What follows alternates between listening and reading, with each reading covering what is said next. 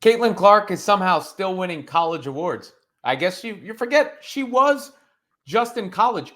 She won the Honda Cup, which is awarded. It was awarded to the NCAA Women's Athlete of the Year. And it's funny because you forget that Iowa played for the national championship game in April, May, June, July. We're not even 3 months. Hasn't even been 3 months since Iowa played South Carolina in the national championship game.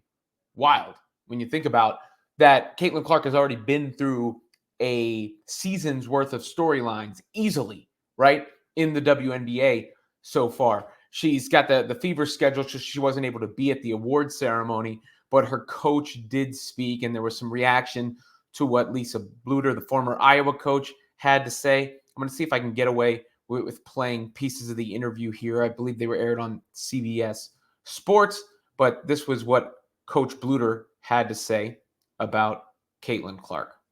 I was 19 in 1992, and I was in between my sophomore and junior year heading into the Olympic Games. I can't imagine the intensity of Caitlin Clark, and yet she managed to just present herself in such a phenomenal way on the court. My question is off the court, what is she like, and that inspiration and motivation? Because we see tons of kids with her jerseys. She's clearly making a difference in kids' lives. She is definitely making a difference in kids' life, and for her, Maya Moore was a huge role model growing up.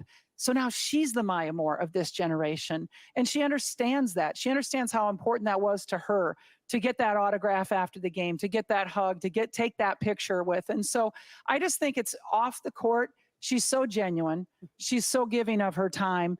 And she's really an honest, and just the passion and the joy that she plays with is so special. Some people online were trying to take the Maya Moore comparisons and make them into something they weren't, because of course everybody's going to have a problem with everything. Obviously, Bluder was saying, the influence that the two respective legends have had. And Maya Moore, by the way, not only is Caitlin Clark a huge fan of Maya Moore's, but Maya Moore has been very supportive of Caitlin Clark as well. So I just don't really, see the need to even delve into that conversation anymore. But Caitlin Clark also was there by Zoom, and here's what she had to say about winning the award and joining Maya Moore and her bond with her college coach and teammates. Your WNBA career is off and running. What's the most important lesson you learned in your college days that you've been able to apply so far in the pros?